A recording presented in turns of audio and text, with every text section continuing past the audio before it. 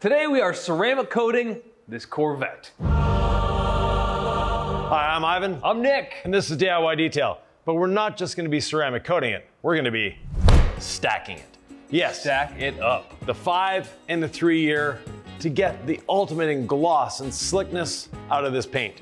Now, this is a relatively new car. It's only got 1,600 miles on it, so it's not something that requires a lot of in-depth paint correction. The owner takes meticulous care of it, but we're still gonna wash it, decontaminate it, and polish it before doing the stack.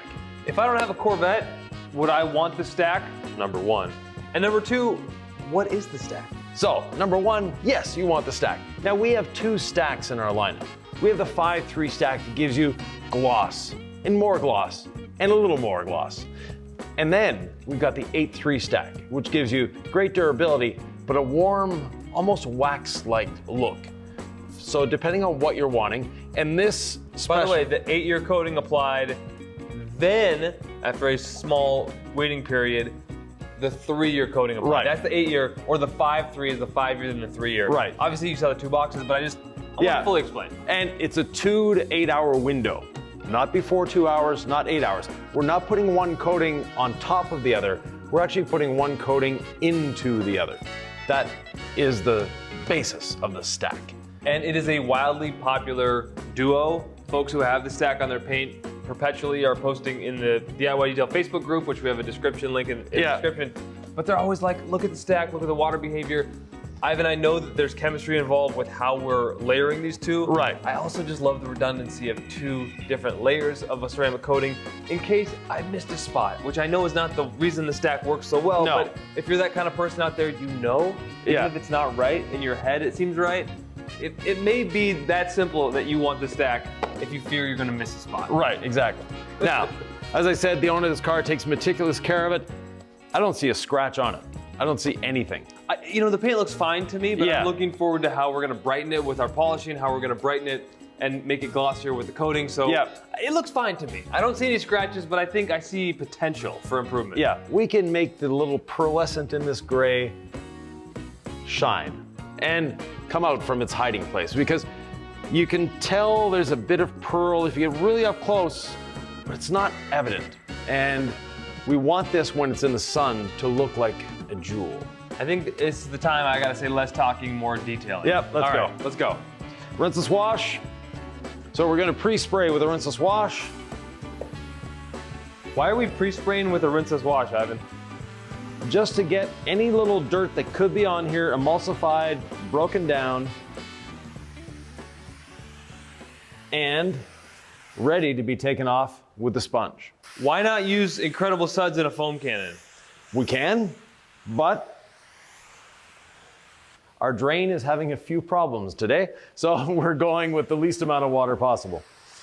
Also, Incredible Suds does clean exceptionally well, but so does Rinseless Wash. Yes, it Just sure because you does. can't see the sudsing foam on the paint doesn't mean there's not something happening, right, Ivan? No.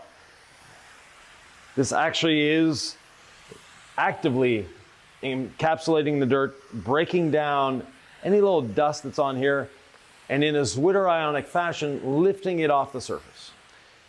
Rinseless Wash is a concentrate. We diluted 1 ounce of concentrate to 2 gallons of water. It's the dilution that's in our wash bucket, that's in the keg sprayer in Ivan's hand.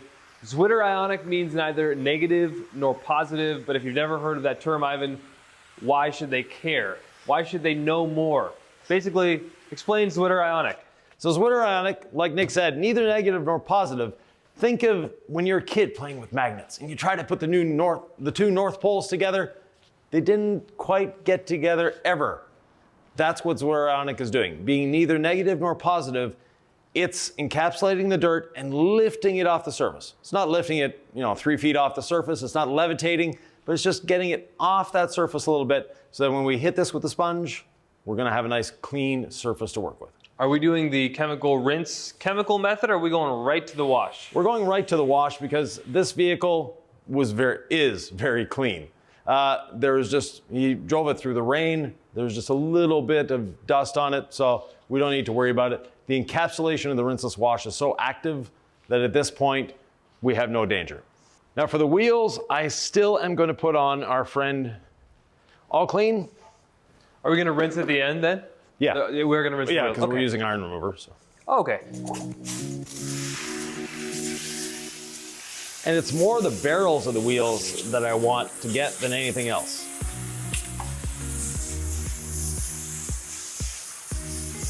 Now I have to put a bit of rinseless wash in that bucket, Nick. I gotcha. 4 gallons in here? Yes, sir. So I mentioned earlier 1 capful of rinseless wash for 2 gallons of water. The dilution ratio is as simple as 1 capful per gallon. So 2 of these is an ounce. We have 4 gallons here, so I'm gonna do 4 capfuls. And if you err on the side of less product, Ivan, that is absolutely fine. We just don't wanna add too much rinseless wash. The only problem that comes from that is potential streaking. So again, just trust us, less is more. 4 capfuls, 4 gallons, that's all we're gonna need.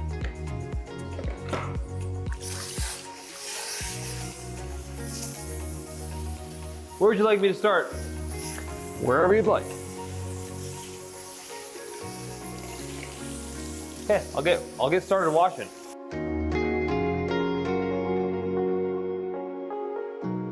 We have our wheel bucket here.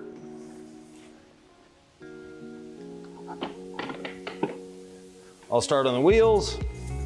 Thanks, Ivan.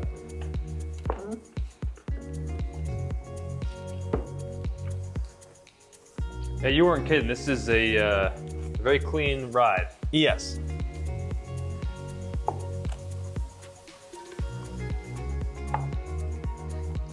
The first Corvette we coated on the channel was this gentleman's Corvette. He's been a fan of us ever since. And when he got his new Corvette, he gave us a call. You know, you mentioned you like rinseless wash because you can see where you've been, and I can see exactly where I've been. I can see the rinseless on the surface where I haven't moved my sponge, and it is incredibly easy to know, did I get that spot already? Did I not? I like to use the red and the black sides to my advantage. Helps me remember where I've been, and when I'm concerned about even a little bit of dirt there, I see some black on my Legacy sponge. It's not a miracle. It's not magic. It's simply a dunk, a squeeze. It's the chemistry, Ivan. It just works.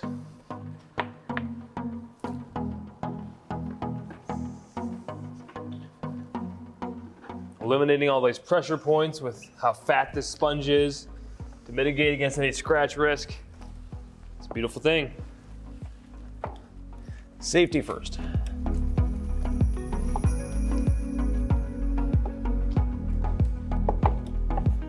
And we are going to be using a hose later, so Yes.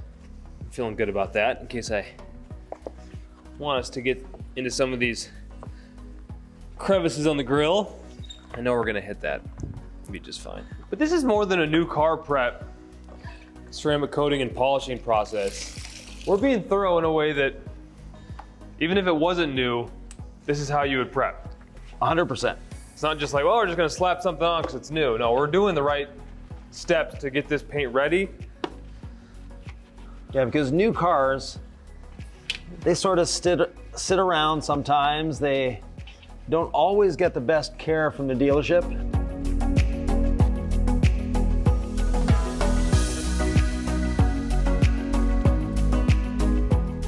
Wheels are done. It's just about done.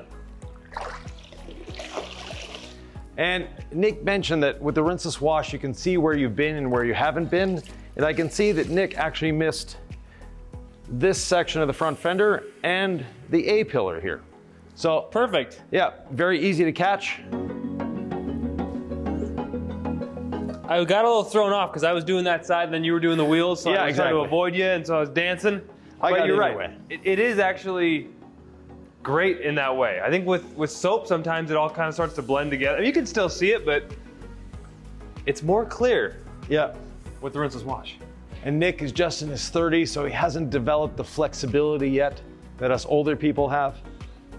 I always tease my employees about that. The older you get, the more flexible you get. Is that how that works?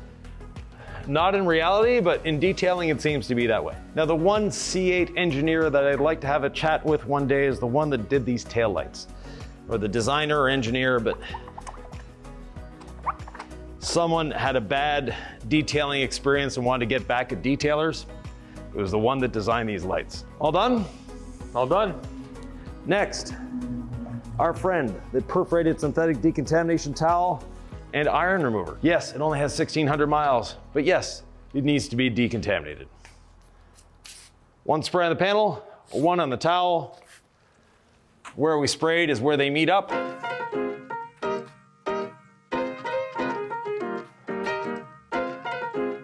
Now, folks can hear what sounds like abrasion or potentially, what is that? What does that sound? Is that dangerous, Ivan? No. And on a car that is very contaminated, it's normal to hear that sort of sound. Now this one is not very contaminated, thankfully. Let's say you're in direct sunlight though, and the rinseless is drying up on you. You can always apply more rinseless to the surface. Yep. Don't just be like, well, they just said you just wash the car and then you leave it and then you do rinseless on your towel and on a panel. No, if it's drying up on you, you gotta reapply it. You wanna rely on that bed of lubrication first. There's levels to this, it's not complicated. It's just lubrication is always gonna be king. The only time I'm worried about too much lubrication is when I'm putting sandpaper on paint and I want it to like grip in there. Yeah. And that is a far cry from what we're doing here. We're not introducing sandpaper, far from it. No sandpaper will be involved today. Can you think of another time when you don't want lubrication, Ivan? Not really. No. And on the way by, I'm gonna spray the wheel with the iron remover as well, just to help break down any remaining brake dust that could be there. Why are we decontaminating anyway? To make the paint as clean as possible before we start polishing.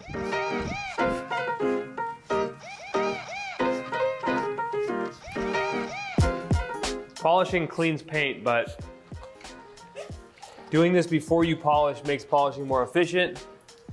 And sometimes if you don't do this first, the polishing doesn't get these contaminants out because they need to be plucked out in a certain way. Right.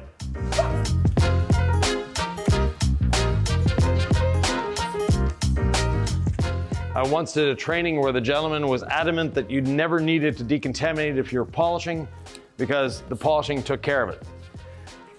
So I decontaminated one panel, he didn't on the other. We polished both panels evenly, and you could still feel the contamination on the polished panel even though he had been polishing it.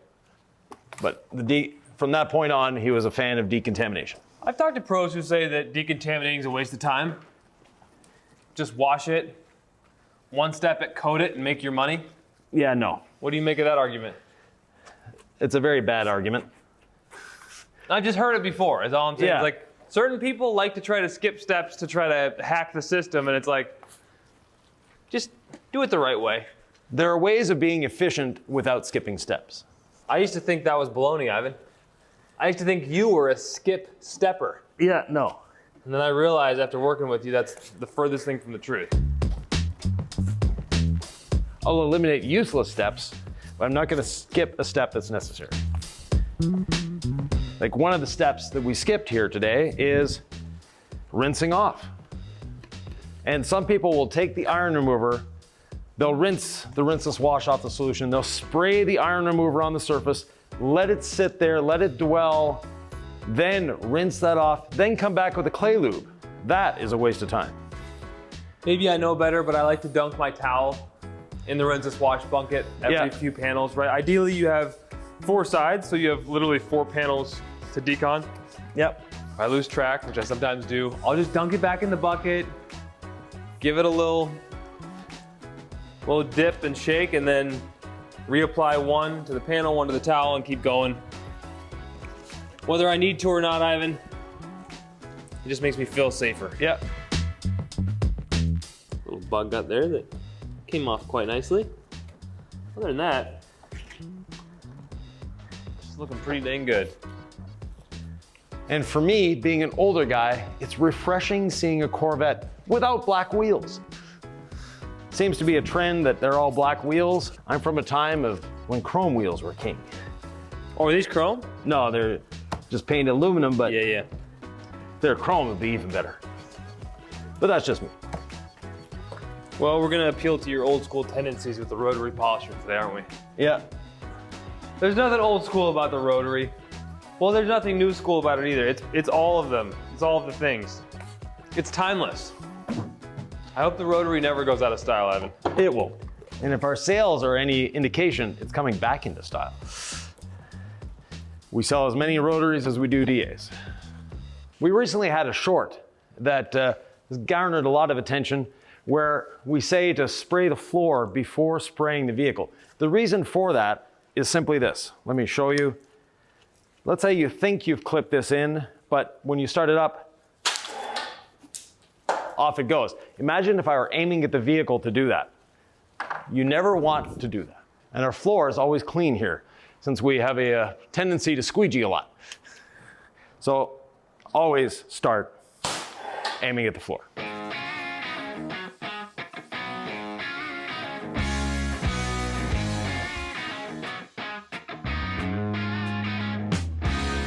Next step, water spot remover.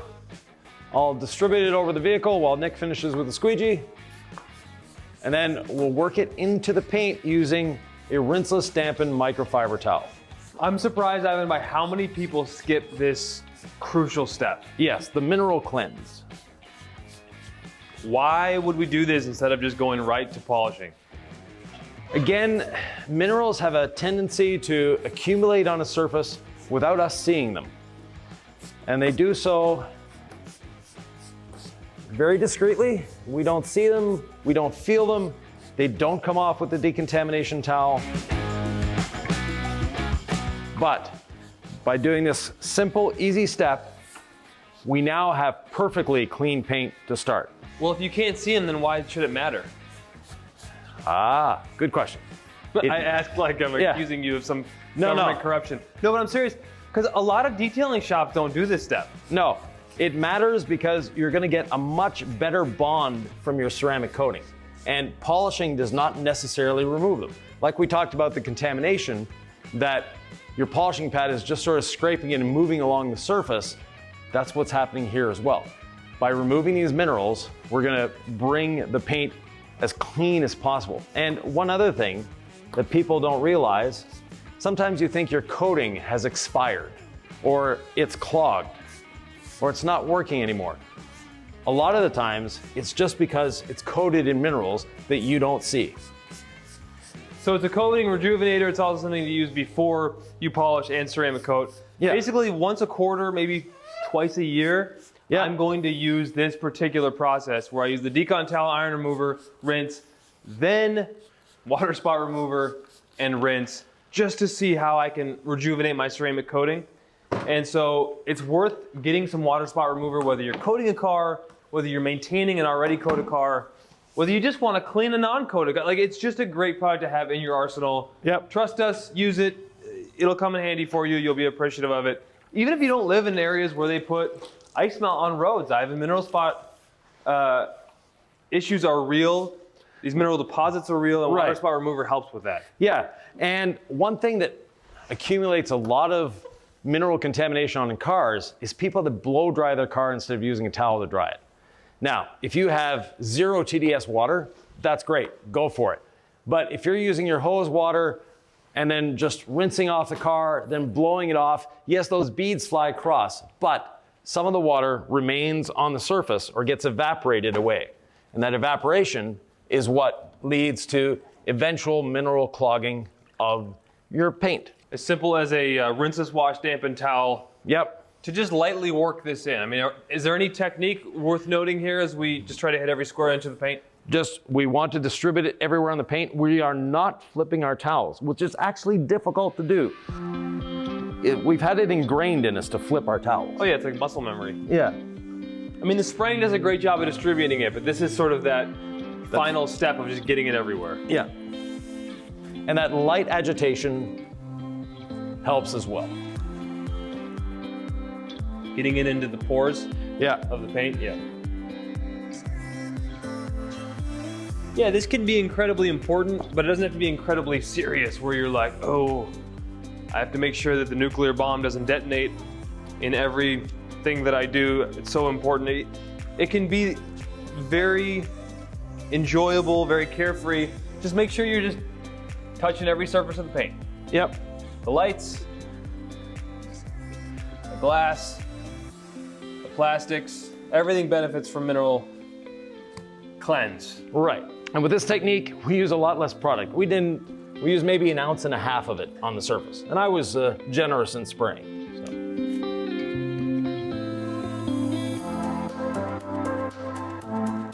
And because we've cleaned the paint so thoroughly, we don't have to worry about flipping our towel. We're not gonna pick up anything in the towel. No. We've already cleaned the paint, rinsed it. Just a gentle caress across the vehicle. Right, we're distributing it. We're not rubbing it in.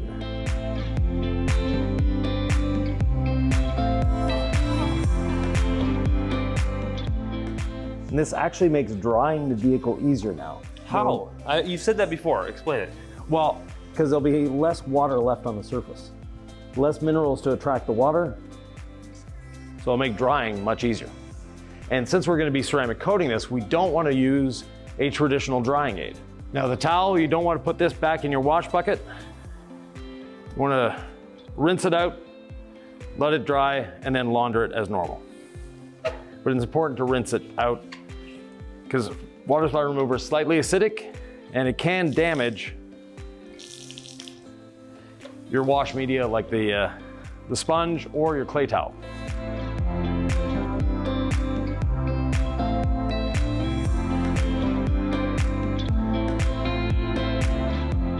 Ivan, it's about that time where we decide, are we gonna ceramic coat these wheels or are we gonna use quick beads? Quick beads.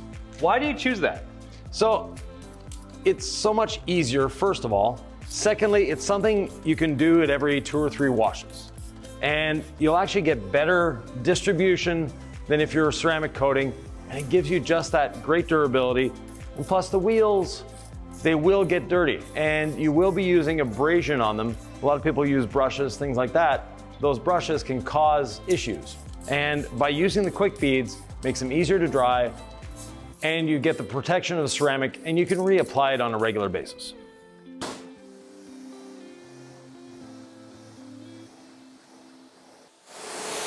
And it's something that if you want to do it every wash, you actually can.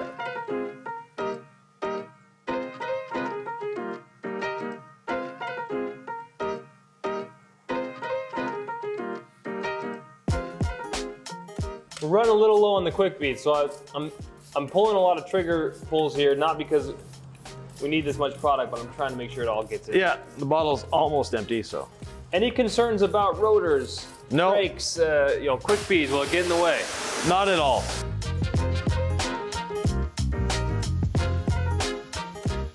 We got water beads everywhere now, Ivan. Yes. Next step is drying. I've got our drying blanket.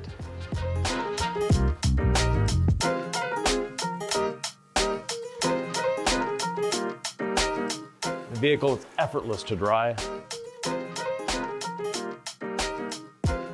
One thing I really enjoy about the drying blanket is the thickness of it. I like to use it folded, that way reducing pressure points. Thanks, you already got me a drying blanket, Ivan. Yes, sir. Sharing is caring. What do you think the most common mistake when drying the vehicle is? To me, it's not taking your time, trying to rush it, and using a blow dryer. Why?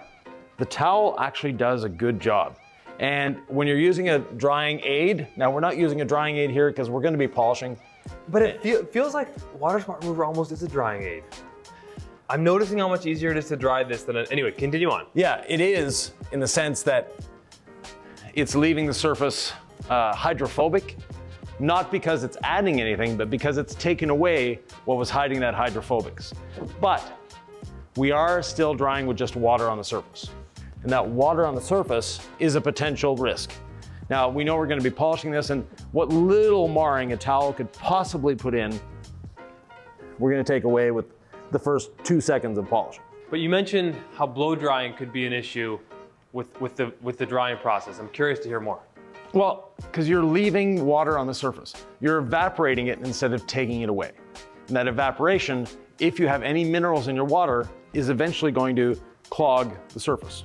In my head, I mean, I'm blowing it off the paint, but some of it inevitably is going to dry on the surface. Yes.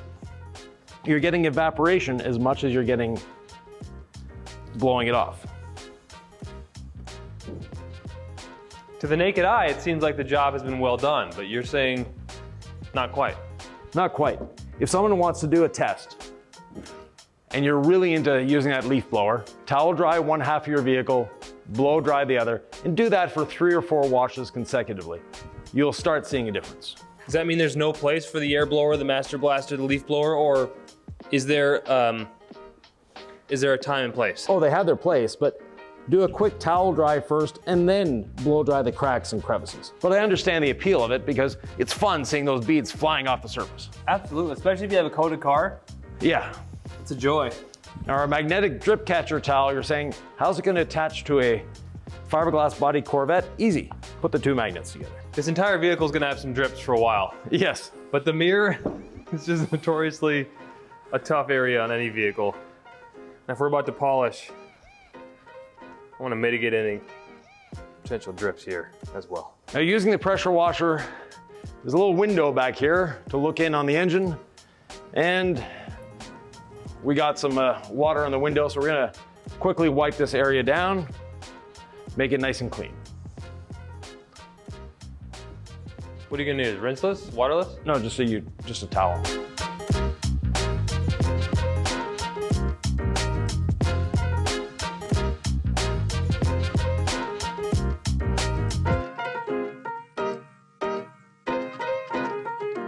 Nick, there we have it, ready for the next step. Just a quick aside, my favorite way to really deeply wash any car, whether it's coating prep, whether it's been coated at all, whether it's not coated, you want to deeply wash and decontaminate your car. This is how to do it. Right. You don't have to have a Corvette. You don't No. have to have a fancy car. These methods hopefully have helped you out there. Yeah, they work for every vehicle, and if you have a coated car, this is a great way of maintaining that coating every 6-12 months or so. From here, you could literally go ahead and apply any last step protection you wanted. Right. Done, you're ready to drive away. Right. In this case, we are going to be polishing it in a special way with the rotary. Not everyone knows how to use a rotary. A lot of people are afraid to use the rotary. And if you're afraid of using the rotary, you might want to watch this video right here.